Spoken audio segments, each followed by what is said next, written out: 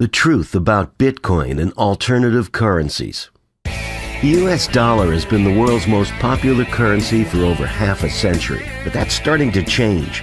Our central bank's been meddling with the value of the dollar, and people are looking to replace it with something better. One currency has been making news lately: Bitcoin, a new digital currency. Lots of things have been used as currency throughout history: gold and silver, wheat, seashells, tobacco, salt, paper, and numerous other things. Some currencies have stuck around, lots have died off. But why? What makes some currencies better than others? It's not any government decree, it's their properties. Certain properties are essential to a healthy currency, and if we keep score, the US dollar doesn't look so great, especially in comparison to historical favorites like gold and silver, or to Bitcoin. A sound currency stays valuable over time, has a limited supply, and is easily divisible and portable. If we want to compare currencies head-to-head, we need to understand the importance of these qualities. Imagine that a currency doesn't stay valuable over time. For example, let's say we use bananas as a currency. Well, bananas have a lifespan. They eventually rot. A large store of savings in bananas would eventually turn to mush, and nobody wants to trade rotten fruit with each other. The US dollar doesn't rot, but thanks to the central bank, it's lost about 95% of its purchasing power in the last 100 years. Gold and silver don't rot either. They're durable and have a long history of being valuable. Bitcoin also doesn't degrade over time. The ones and zeros will be the exact same 50 years from now. It's a decentralized currency, not issued by any one institution, which means its value is independent of a government or central bank. As long as people find it valuable, it will stick around. Next, imagine a currency without a limited supply. Let's say we use wooden nickels as a currency. What happens when people start carving their own? If people can easily create more currency for themselves, economic prices become meaningless. Since the 1970s, the US dollar has had anything but a limited supply.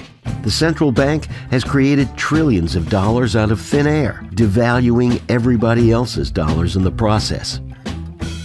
In contrast, the supply of gold and silver has been relatively constant for the last few millennia. Bitcoin also has a stable supply. In fact, at any given time, we know almost exactly how many exist and at what rate they will be produced in the future. No more than 21 million Bitcoins will ever be created. It's written straight into the code. Counterfeiting might also increase the supply of currency by defrauding people. The only difference between money printing and counterfeiting is who's behind it. The result is the same. Fortunately, it's difficult for citizens to counterfeit US dollars, gold, or silver. But what about something digital like Bitcoin? It uses mathematical cryptography and a public ledger called the blockchain to make it impossible to counterfeit. Picture a currency which does not divide easily. What if cows were used as a currency? How would you pay for something like a loaf of bread?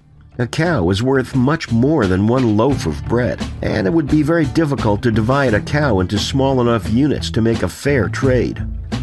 The dollar divides very easily down to the penny. Gold and silver are a little bit more difficult to divide into small quantities. Bitcoins easily divide down to 100 millionth of a Bitcoin. The sound currency must also be portable. Imagine the difficulty of using cinder blocks as currency. The dollar is easily portable. Gold and silver are less portable, though on a gold standard, people usually carry around paper, which is redeemable in the metals. And Bitcoins can be sent anywhere in the world with internet access instantly, regardless of the size of the transaction, and at almost no cost. So how do these currencies match up against each other? You decide for yourself.